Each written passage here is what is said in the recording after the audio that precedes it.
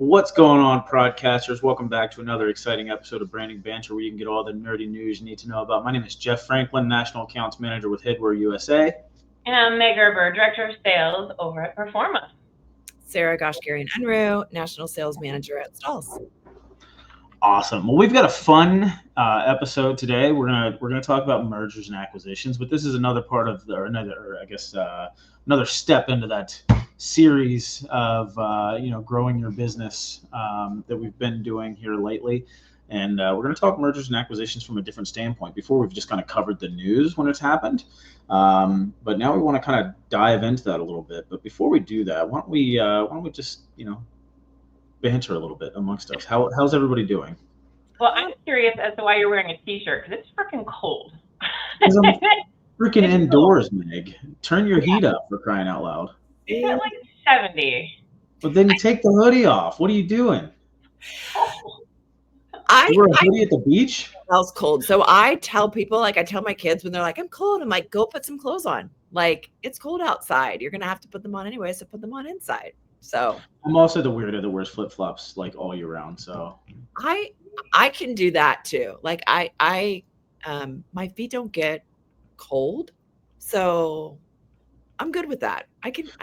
my feet get cold, but it doesn't hurt me the way that like if I get a really just blistering cold breeze that hits my chest, I'm like shivering. But my feet just get cold, and it's like it doesn't bother me. Yeah, I can't handle the cold feet. They hurt at night, and I'll try to put them under VJ's legs, and he's like, get away from me. But he's like, are you dead? Are you actually dead? Because my hands and my feet are that cold. Like, it's weird. I probably have something wrong with me. Yeah, that sounds like maybe you have some circulation issues there, man. Yeah, sorry. But yeah, I'm always cold. I'm wearing the fuzziest socks. That's so funny. All right. Well, let's dive into mergers and acquisitions. Oh, you don't banter anymore, Jeff? No, I'm just kidding. Yeah, I mean, we're fine. I'm sure there will be more bantering in the episode, but when we talk about mergers and acquisitions, it is a word that I don't think many, maybe they did predict would be at the top of the list for 2024 within our industry. I feel like every time I look, Chris Rubio or Josh Ellis, there's a new article out about some merger or acquisition on the distributor side, on the supplier side, and the European market side. It's crazy. It's all over the board right now. In a way, I'm almost not surprised. I am, but just logically thinking about it, I shouldn't be, or we shouldn't be, just because we are sort of an aging industry, and as a lot of folks are aging out, maybe they don't have a succession plan in place, whether it's family taking over or whatever it might be. They're just looking to sell off their book of business and make an exit. So now, obviously, that's not the reason for every merger and acquisition, but I think that makes a lot of sense, especially on the distributor side, I would think. No, you're right. I'm sorry, Jeff, you made a really good point, actually. And I think that's something that we don't really talk about enough in this industry. And yes, we hear about mergers and acquisitions all the time. We will get into that. But I think the one little point that you made that we don't talk about enough is the succession plan, right? We are an aging industry, and I see it all the time. And maybe that is why we are flat as an industry right now, today, this year. They aren't able to take care and have as much energy and go out and sell with that same excitement and vibrance that they had 20 years ago, 40 years ago when they got into the business. So, I think if there is a legacy plan in place or a succession plan in place, that is fabulous. But we're seeing, I think, Sarah, we talked about it. People aren't wanting, or maybe it wasn't you, maybe it was my hairdresser. You guys both have gray hair. We were talking about people not wanting to stay in the business that their families are in. And so that's why they're having to look outside the family, right? But no, I think that's a really good point. And actually, it's something that we're focusing on here at Perform. I actually just put a post on LinkedIn yesterday about, hey, if you're ready, I don't have it. I was trying to get it up in time, but it was something along those lines. If you're ready and you want to start having these conversations and, it's time to leave the industry, I'm filling words with space with words to get this post up, but I said, you're looking to transition into your next chapter. There we go. You're looking to transition into your next chapter, retire, whatever. Let's talk about those exit strategies that can put cash in your pocket and free up your time, right? So that's, I think, a really good hat to wear when you're looking to acquire businesses to grow your business. That's on like a smaller, low hanging fruit level. But I feel like we talked about succession planning at some point in time, but I do feel like it is one of those gaps that a lot of people don't prepare for. And I'm also seeing it just on Instagram all over the place. I feel like of like it's the baby boomer generation that they're ready to retire and they've had these businesses that they don't know what to do with it. And so have it be window washing or plumbing or whatever it is, there's just a lot of opportunities for buying business. But you see it here within our industry, it's the same type of thing. There's a lot of people that they just don't have the energy anymore. They're ready to retire, but they don't want the business to just die. And so they're hoping to keep it alive. So yeah, there's a lot of people that are, I feel like in that market, if you will, in order to sell or to be acquired. Yeah. All right. So what next? I mean, do we want to talk about maybe the role of M&As in our industry? I mean, even though I feel like we've probably covered that just by talking about some of the mergers and acquisitions that have happened over the years. Well, I mean, I think it's what we're seeing is that our industry is super fragmented, right? It's all over the place. And I think what we're seeing now, especially I think more so last year and this year, leading into this year, is that the companies that are doing these are using it as a tool to consolidate the market share. I mean, look at what happened with Steven's company last year. Was it this year? Last year, man, this time's going. Steven, our old The podcaster, end of last year. Yeah. yeah, he partnered, or his company was acquired by TSC. I know they're a specialty company, yeah, and they did 5 acquisitions in the last couple of years, and they're literally looking to just expand their footprint. And I know Steven's company was looking for more operational and organizational elements that they were missing. So it has to be a good fit. But I really think this is why a lot of companies are doing it, right? They're consolidating their market share, they're expanding their offerings, and they're trying to diversify revenue streams. So that's the one thing that M&A allows this industry to do very quickly. Because if you're stuck trying to just sell more to existing customers, right? Or maybe you're just in that prospecting loop. Oh, I'm trying to get more customers every day. But you're not getting anywhere. This industry it's a rough year. It was an election year. There wasn't a lot of election promo in the beginning of the year, so people count on that. So I think they're trying to look outside their normal niche and their normal avenues of revenue stream and looking elsewhere. And this has been widely successful. At least I would say, I know I said 1 year here, 2 year, but I think over the last 5 years, we've seen a very significant uptake in M&A. I think part of that has to do with VC or PE, right? Yep. Like either way. So, you get a lot of PE VC money and then they come in and they acquired one of the companies and then they have the cash in order to then acquire because now they're looking to add some depth from either a product perspective or they realize the gaps from a technology perspective. And so in order for them to look better and their goal probably within 5 years to then resell that business, they've got to make it look really enticing. Exactly. I think that's what we saw with some of the big apparel companies here in the industry. Yeah. What are you alluding to, Meg? I think, just being in the apparel side of it for the last 10 years, we saw it everywhere. And I think that was the best and the quickest way to compete with that market, right? Like you have Sanmar, which is just a monster in its own. And then you have Alpha, who acquired Broder at one point, and Bodit, my daughter. So they were growing from that rate. And then they acquired Primeline. They really wanted to make themselves more appealable to be bought by a bigger company. So it's kind of exciting to see what SNS is doing with Alpha and Prime and everything else. So it's different, very different. Yeah. But I always think it's exciting to watch. It's what ends up happening, right? Like Order My Gear acquired Bright Stores, very similar. Stalls acquired Fill Engine. So those are two that had happened there. And so there were obviously gaps from a technology perspective, a product perspective inside of the tech. And then you have these companies that are younger or owners ready to retire and they're just done, being in the hamster wheel, if you will. And they're looking for, a way to offset. But then to still see the company grow. And so in this case, right, and some of them realize, some of the smaller companies, especially tech wise, realize like in order for them to grow, they do need to then get acquired. Absolutely. And I think that's to your point, Sarah. I think that's what I think a lot of the suppliers and vendors, even as a distributor now, right, we're trying to position ourselves as the expert in said field, but maybe we're not. Maybe we are really good in apparel, but not in promo or print. And so when you can acquire a company that is excels in that, then you now are able to position yourself as an expert among all different categories of this industry. I know I was going somewhere else with this, but it's all about positioning. I was going somewhere with this.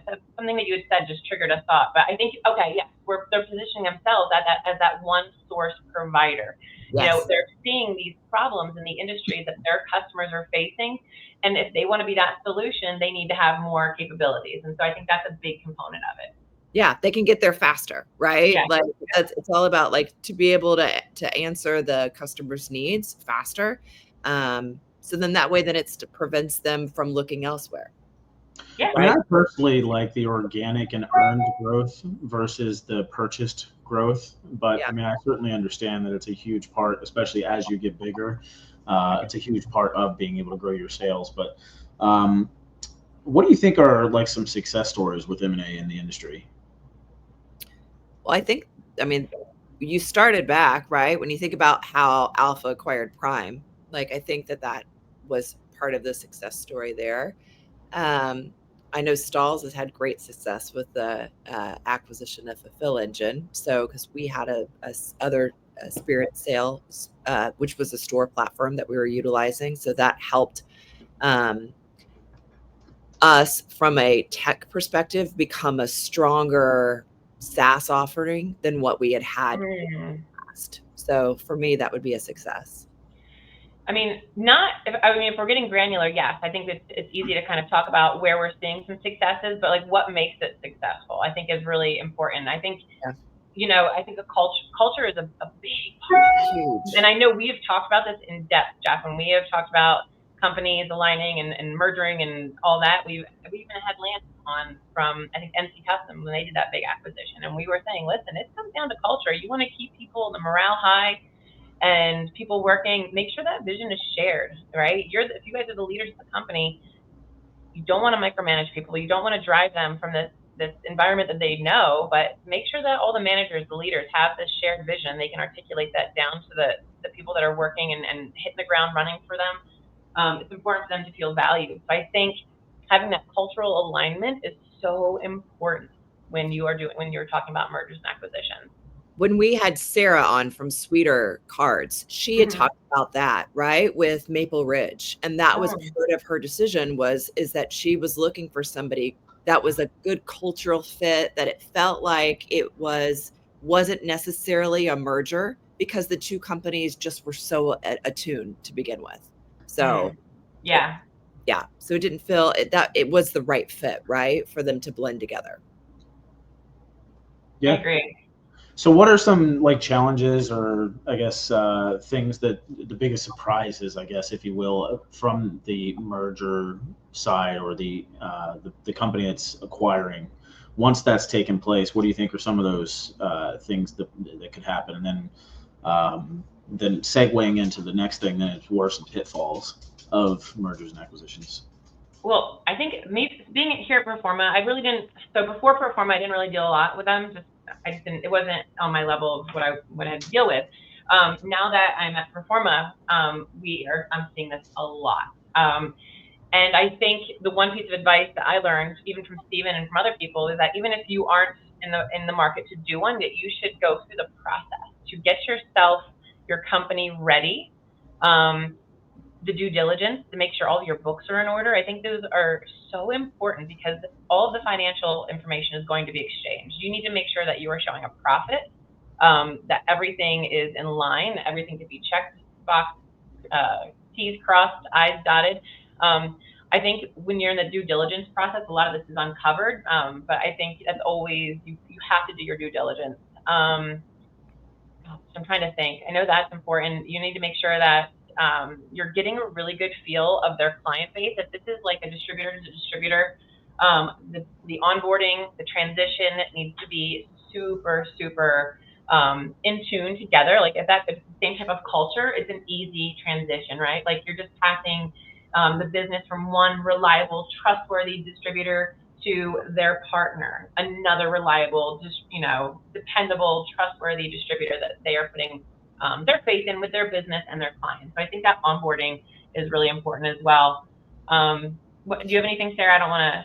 No, you're. Monopolize. I think communication, right, is one of the key things. I think anytime that a company, even if you're the one who acquired, right, versus the one being acquired, there's this celebratory moment that happens, right? People are super excited about it, and then the employees have this pause because they weren't part of those closed door conversations about the acquisition. I mean, we can see that just from an industry perspective. We all have a fair share of friends who had worked at either at S&S or Alpha, right? And there becomes this hesitancy and they're just unsure. They don't know what the road looks like ahead. Like, what does this mean for my job? What does it mean for my territory and what I have been doing? Are my customers going to change? You just get filled with all of these questions. And so I think the communication is really, really key from a cultural perspective, right? To then all of the employees and what that means, and to realize like they're going to have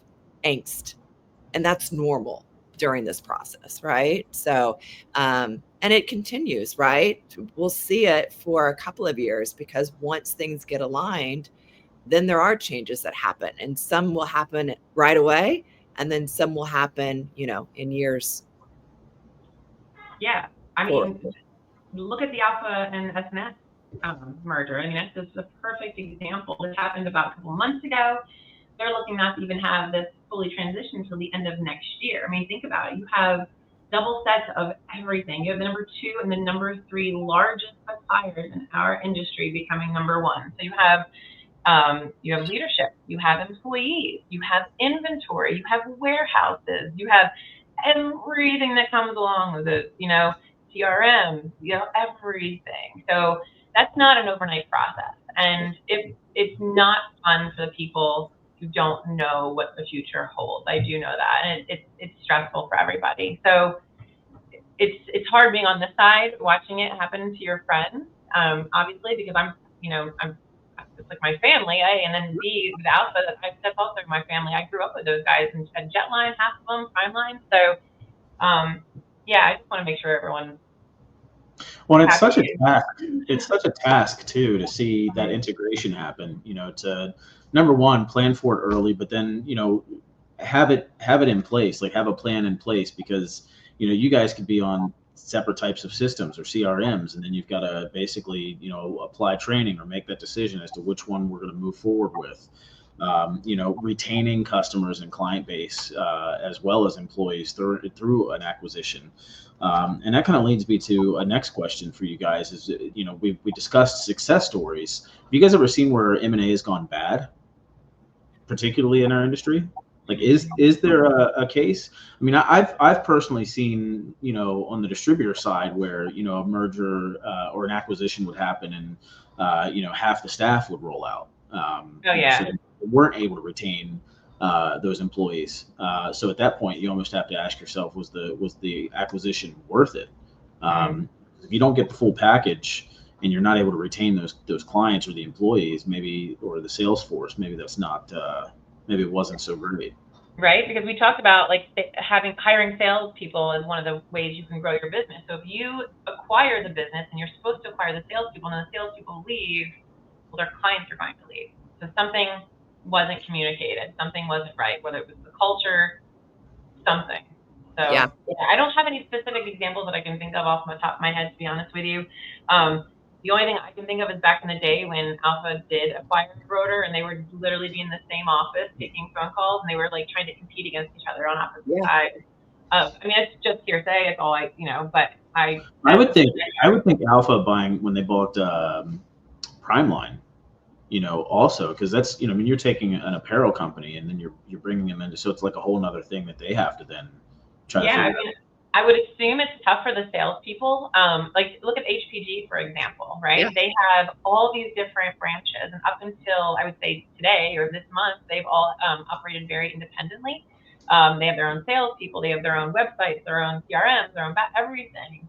And I think moving forward, I don't know when they made that. I think it's an initiative for 2025. Everyone's going to be trained across all things, right? So Everything. Yeah. yeah, I call up Ben or Mel or whatever, and then they're looking at stock here and there. I think it'll all be kind of funneled, which makes things so much easier. So much easier. The only one that I could think of, and this goes back to their systems thing, is that if I remember way back in my distributor days, when Bic and Norwood, right, Oh when my that gosh. like change had happened. Oh, So I remember of just the level of service, it just dropped, and it was such a like a drastic change. Like you felt it, and it made people then open their eyes to what other opportunities that there were from a supplier perspective, because like it was so bad. It used to be like your go-to, right? Like at that point in time, it was like, that's where I'm going to go. It was almost like your hit or your leads, right? PCNA, like you knew you could get there, you could get anything that you needed and you'd be taken care of. And then it's just like fell apart. So that was one that I remember that I felt as a distributor. So I think it's important when the supplier acquisitions happen that, as you were saying, the systems is a big piece of that, right? So, question for you, completely, I guess, not completely unrelated, but since you spoke about Bic, was anybody else surprised that when they merged with Kuzi that they went with the Kuzi name instead of Bic? I felt like Bic was just a better name, like a more well-known name. well-known retail name. I'm sure it had lawyers. So I'm sure it came down to something legally. It has to. It had You to. think so? Yeah. I agree. That's what I It think. used to be RCC, and then you had like RCC, Souvenir Line, Jaffa Line. There was like 7 or 8 of them, and then it was just Norwood, right? And then it was Norwood Bic, and then it went from that to Kuzi. A lot. Yeah. Remember that All time? right. So what's next in M&A Oh, in the promo gosh. space specifically? What's Performer doing, Meg? What's the next? Yeah. What's the next acquisition? To be determined. Stay tuned.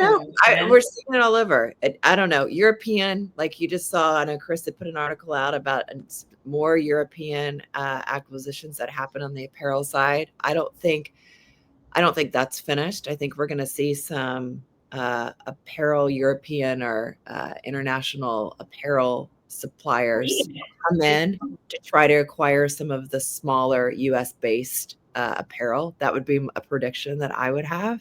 And then I'm kind of curious what's going to happen with all the buying groups that are out there because with AIA and I Promote You merging together, I don't know that anybody really saw that coming. And so I imagine more delineation or more buying groups like coming into fruition versus any of them joining. So it'd be interesting to see if there's more mergers that happen there, M&A on that side. Jeff, what do you think? What are your predictions? I don't know. I think it's a lot more of the same, to be honest. But I think it depends on the economy overall, and how the industry goes. Like if we start to downtrend sales wise, I think maybe that'll start to cool down a little bit. But or maybe that's when it increases. I'm not the person to ask, honestly, because I'm not in touch or in tune with mergers and acquisitions. I'm very much like Meg, you had just mentioned in your previous role, on the sales side of things, it's not really something that you concern yourself with in the day to day. And I don't think about it a lot, too much. I mean, and every time one of them comes up, it's always kind of, you never really see it coming, but it makes complete sense. Maybe headwear in the future will be our, Only if Headwear's buying them, baby. Yeah, there you go. We're not selling. Good for you. Good for you. Yeah. Well, I think this is good. I love talking about M&A. And again, if you guys are looking to sell your businesses, please give me a call. There you go. Shameless plug. Me too. Always a shameless plug. I'm here to help you. There you go. All right. Well, I think this was a good one. I think it was educational, and I mean, certainly something that we've seen a bunch of, a huge uptick in, and we'll continue to see. So, All right. Well, if there's nothing else, guys, until next time.